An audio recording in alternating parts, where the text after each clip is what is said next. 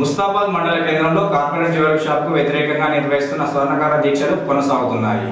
మండల కేంద్రంలో ఏర్పాటు చేస్తున్న రాజస్థాన్ జ్యువెలరీ షాప్కు వ్యతిరేకంగా స్థానిక స్వర్ణకారులు ఉపాధి దెబ్బతీసే విధంగా ఉందని పలువురు స్వర్ణకారులు నిర్వహిస్తున్న దీక్షలు 10వ రోజుకు కొనసాగుతున్నాయి. మండల స్వర్ణకార సంఘం అధ్యక్షుడు చింతోజి బాలయ్య ఆధ్వర్యంలో మేజర్ గ్రామ పంచాయతీ ఎదుట జరుగుతున్న దీక్షలకు పలువురు తరలివచ్చి స్వచ్ఛందంగా సంఘీభావం ప్రకటిస్తున్నారు. శనివారం రోజున వారు కండ్లకు గంతలు కట్టుకుని వినూత్న రీతిలో నిరసన చేపట్టారు. ప్రభుత్వ బాలశ్రీనివాస్ తమ సమస్యపై స్పందించి షాపుకు అనుమతి రద్దు చేయాలని ఈ సందర్భంగా వారు కోరారు. కార్యక్రమంలో పలువురు స్వర్ణకార సంఘం ప్రతినిధులు హాజరయ్యారు.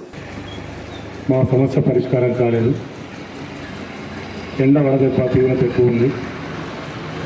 అందుకు మెడికల్ ఆఫీసర్ గారు ఈరోజు మన పోతుగల్ హాస్పిటల్ నుంచి ఉదయ్ డాక్టర్ గారిని అనిల్ గారిని పంపించారు.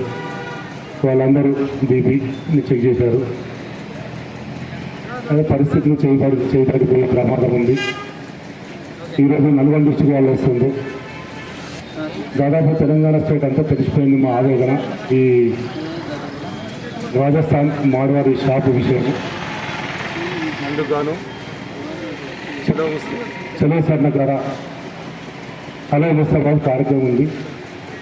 కరపత్రం పంపిణీ ఉంది.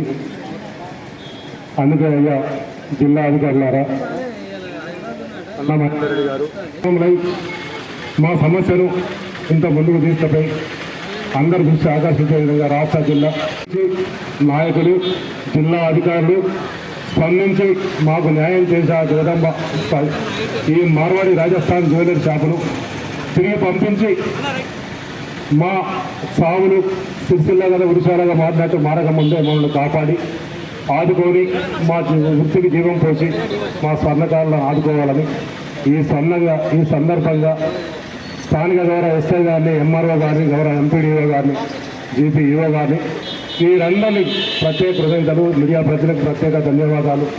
వాణిజ్య వ్యాపారవేత్తలకు, ముస్తాబాద్ కుల సంఘాల బాంధవులకు అందరికీ విన్నపము.